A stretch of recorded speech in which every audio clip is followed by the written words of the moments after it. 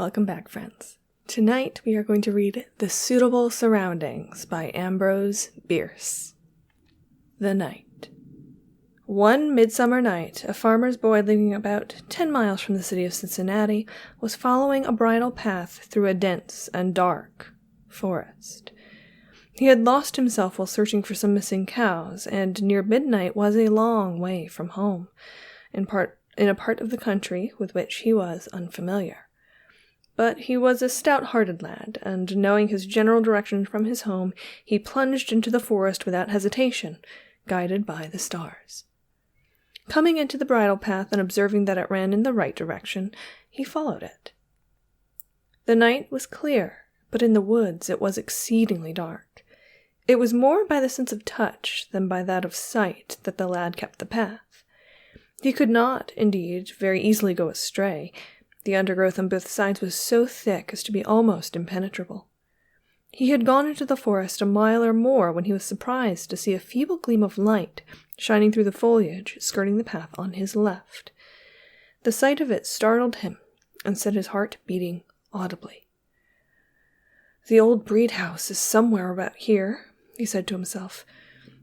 "This must be the other end of the path by which we reach it from our side. What should a light be doing there?" Nevertheless, he pushed on.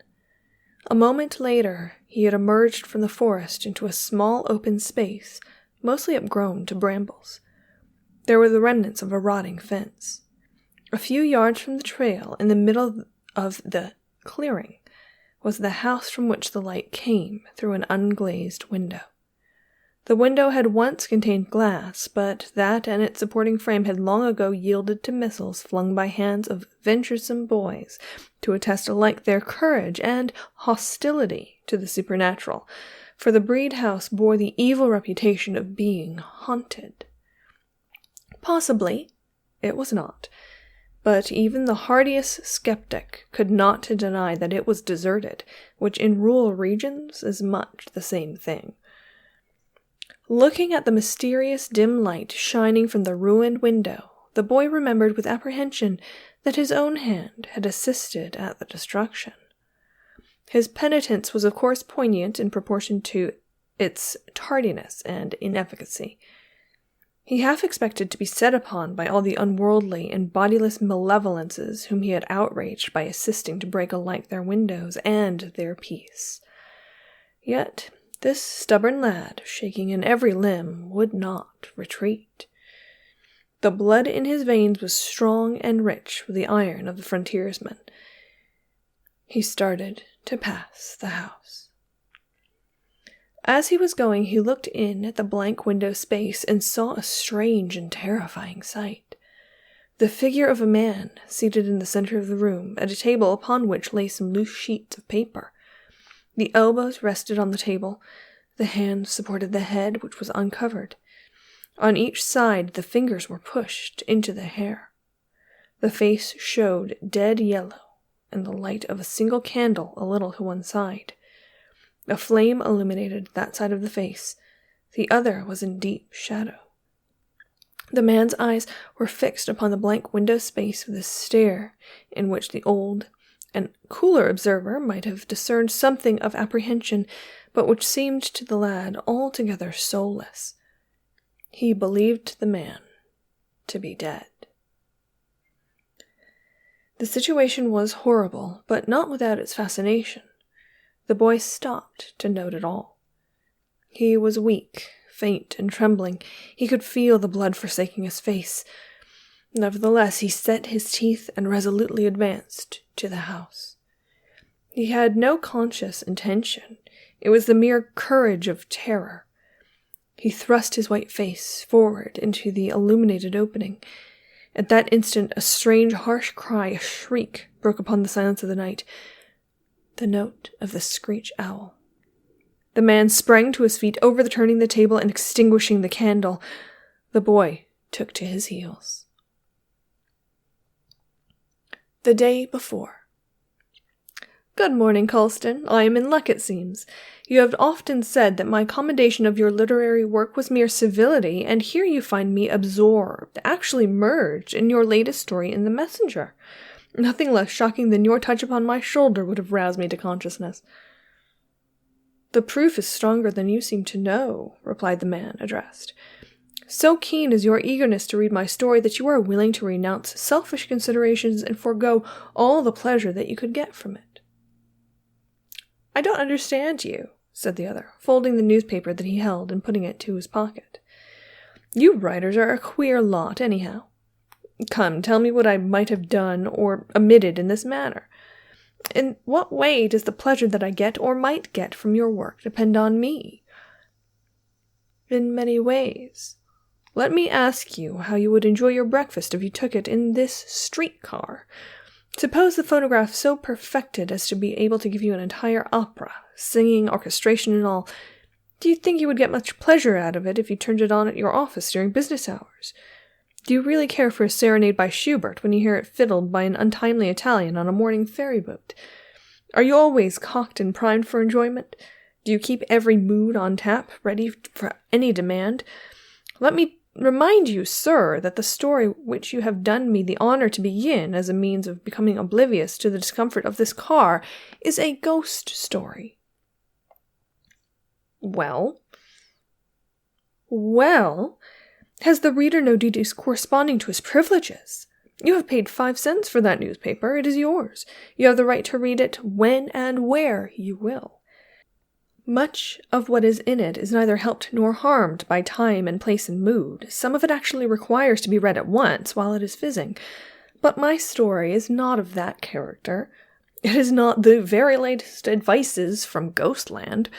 You are not expected to keep yourself au courant with what is going on in the realm of spooks. The stuff will keep until you have leisure to put yourself in the frame of mind appropriate to the sentiment of the piece, which I respectfully submit that you cannot do in a streetcar, even if you are the only passenger. The solitude is not the right sort.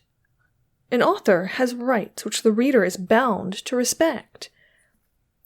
For a specific example, the right to the reader's undivided attention. To deny him this is immoral.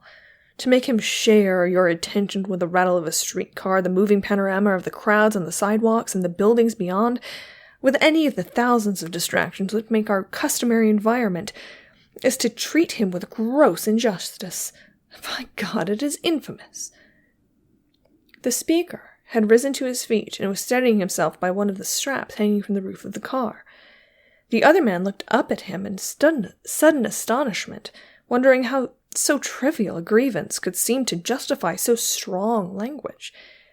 He saw that his friend's face was uncommonly pale, and his eyes glowed like living coals.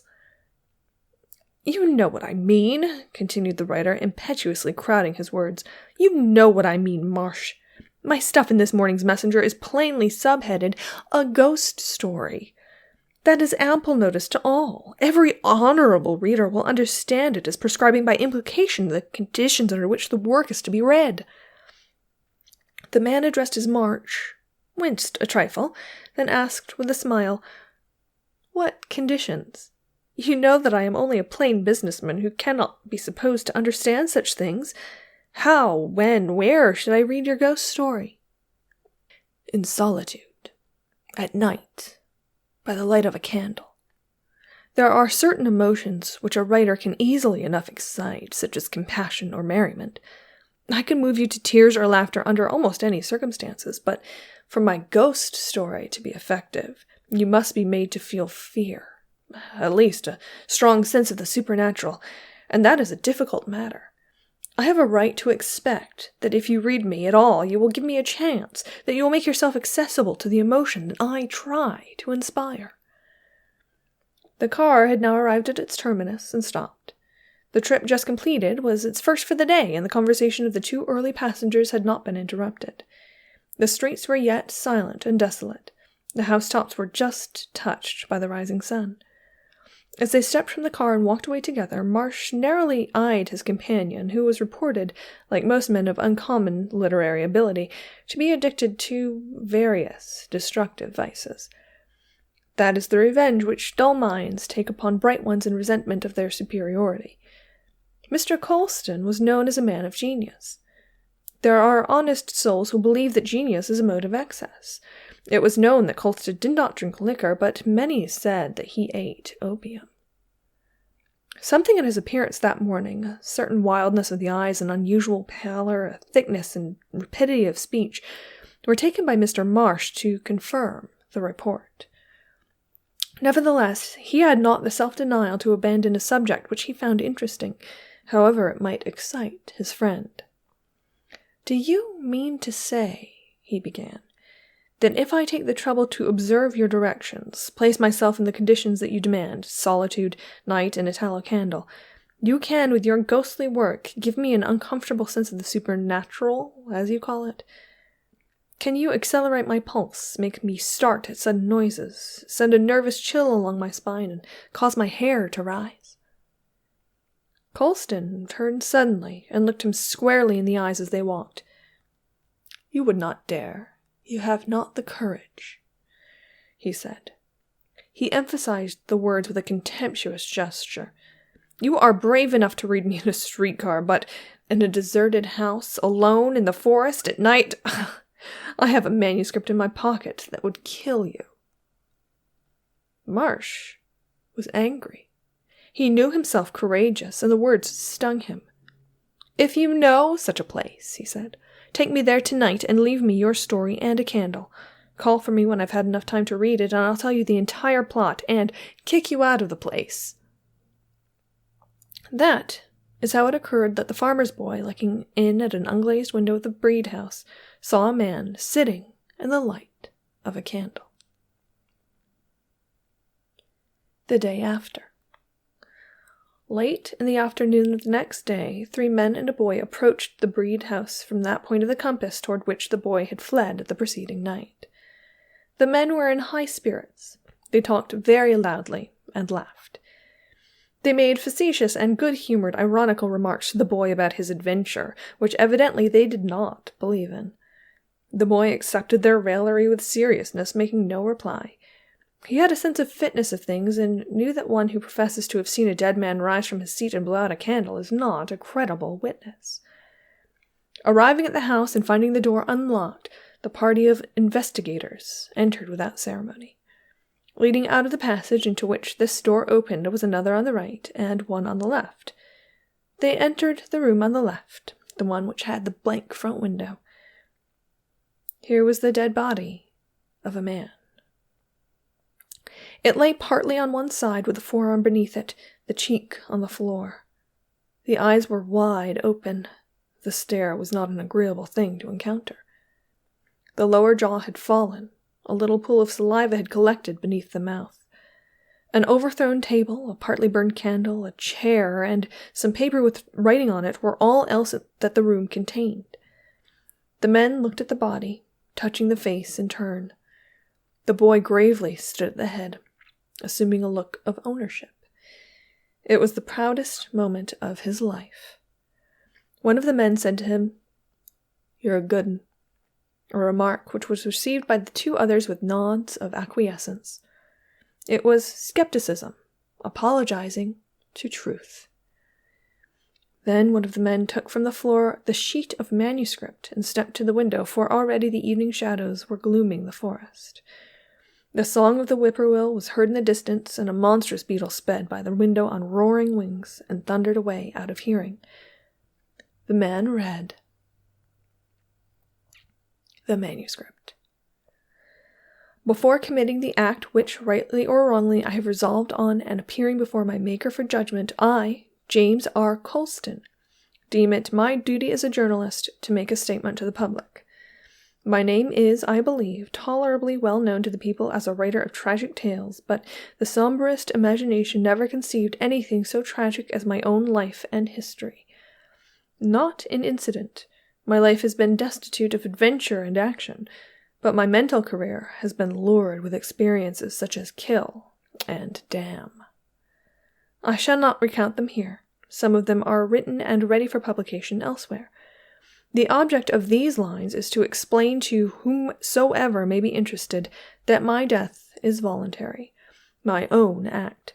I shall die at 12 o'clock on the night of the 15th of July, a significant anniversary to me, for it was on that day and at that hour that my friend in time and eternity, Charles Breed, performed his vow upon me by the same act which his fidelity to our pledge now entails upon me.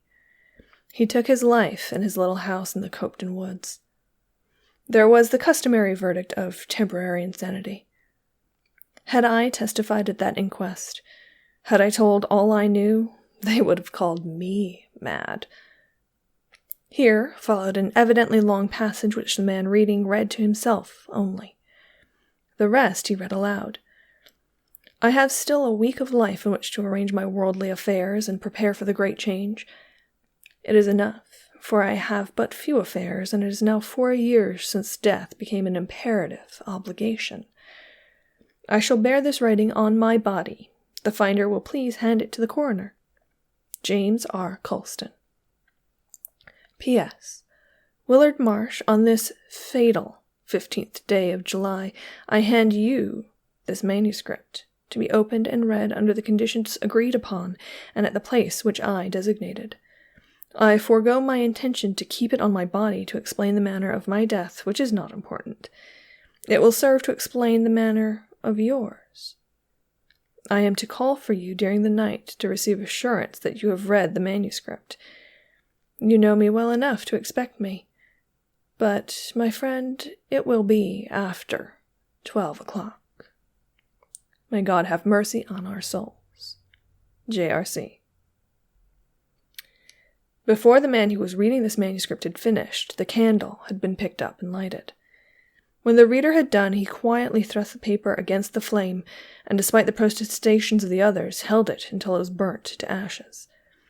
The man who did this, and who afterward placidly endured a severe reprimand from the coroner, was a son-in-law of the late Charles Breed. At the inquest, nothing could elicit an intelligent account of what the paper had contained. From the Times. Yesterday, the Commissioners of Lunacy committed to the asylum Mr. James R. Colston, a writer of some local reputation connected with the Messenger. It will be remembered that on the evening of the 15th, Mr. Colston was given into custody by one of his fellow lodgers in the Bain house, who had observed him acting very suspiciously, baring his throat and whetting a razor, occasionally trying its edge by actually cutting through the skin of his arm, etc. On being handed over to the police, the unfortunate man made a desperate resistance and has ever since been so violent that it has been necessary to keep him in a straitjacket. Most of our esteemed contemporaries, other writers, are still at large. The end. You better have listened to this by candlelight in a dark house by yourself in the middle of the woods. This story feels just so quintessentially Ambrose Bierce. Not only does it have a whole lot of, working parts to lead to the final revelation, but also it seems kind of like Ambrose Bierce, like the whole mystery around his death. If you're not familiar with the mystery around Ambrose Bierce's death, as always, I link a bunch of source material down in the video description box below, but the gist is he was kind of getting on in years, and he was a Union soldier in the Civil War, and then later in his life, he kind of decided that he wanted to go on a sort of farewell tour because he was getting on in age and he couldn't make the journey a whole lot after that point. So apparently he went down through Georgia and Chattanooga and all these, places down in the South. He was with Sherman's army down there, and then he made his way down into Mexico. He couldn't speak Spanish, but he went to Mexico. Apparently he was a reporter, so they thought maybe he wanted to, interview Pancho Villa or something of that nature, but it wasn't clear what happened to him after that. There are a lot of reports that, this, small contingent of soldiers killed this old gringo, and maybe that was Ambrose Bierce, maybe it was just some other random dude. I don't know, and there were just all these different suppositions and theories, and we can assume now that, he's dead since, it's 2021, but it is still completely unknown as to exactly what happened to Ambrose Bierce. And apparently, while he was on this tour through the South, he kept writing letters to people, which kind of ties back to the suitable surroundings thing, where there's this whole skullduggery happening in this letter manuscript thing. So it kind of took me a little bit to piece together exactly what happens, the sequence of events, because it's written in kind of a non-chronological order thing, which always kind of like, wait, what happens next? So, years ago, this writer and his farmer friend signed this pact to, trying to think of how to word this so that I don't get demonetized, unlife themselves. So they signed this pact with each other, and the farmer went ahead and did it in this one specific house, and his writer friend was like, cool, catch you later. And he went on his merry way, and he wrote all these ghost stories. So in the present day, the writer meets a businessman friend of his. We'll call him the businessman. So the writer meets the businessman, and he says, hey, you really need to read my ghost story in an appropriate location, and I have this manuscript that's perfect. So the writer brings the businessman to the exact house where the farmer unlifed himself, and the writer says, here, read this manuscript. And the manuscript is basically saying, hey, I'm gonna unlife myself, and then I'm gonna come and visit you as a ghost. So the businessman is reading this in the very house, and he's like, he's freaking out, because of course he is. And at that point, the unrelated farmer boy puts his head in the window, is like, hey, what's up? And so the businessman drops dead. So then they read this manuscript, which the writer had prepared specially, but one of the people who come upon it is related to the original farmer who had unlifed himself, and he didn't want that to get out, so he destroyed the manuscript. So basically, at the end of the story, we just have the writer who has lost it. And he had been kinda bananas the whole time. And then that's it. That's the whole story. And the writer is now in an asylum. The Suitable Surroundings was initially published in the San Francisco Examiner in 1889, which was the magazine which Ambrose Bierce was a journalist for years and years and years. So, it makes sense that if, you're writing, you might as well just throw in a short story here and there. Who's going to tell you no? Nobody. And then later it was published in his book, Tales of Soldiers and Civilians, in 1891.